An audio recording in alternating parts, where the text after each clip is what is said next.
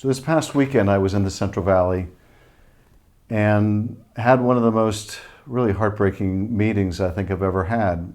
I sat down with a group of farm workers who were the subject of these mass deportations. Women whose husbands were pulled out of their cars during traffic stops or at gas stations and forced to sign forms they didn't understand what they were signing, almost immediately deported to Mexico, leaving behind their wife, leaving behind their children.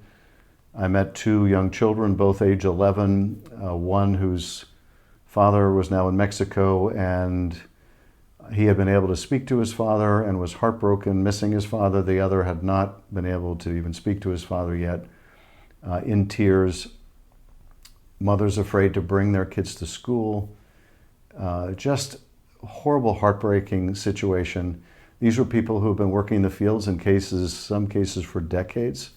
Backbreaking work. They worked throughout the pandemic so all the rest of us could eat. And having their families torn apart in this way, seeing these children missing their parents, it was just devastating. And none of these people had any criminal record, never been arrested for anything. Often they were pulled over and asked if they were so-and-so. They didn't even have the right people. It just didn't matter. And that this is being done and maybe just the beginning of what's being done is just awful. Awful for these families, awful for people who put themselves at risk to feed us during the pandemic. It's going to be awful for farmers because people aren't showing up to work in the fields. It's going to be awful for consumers because food prices are just going to go higher.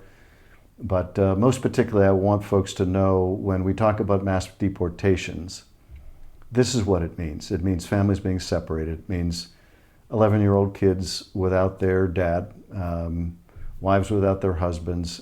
It's just awful.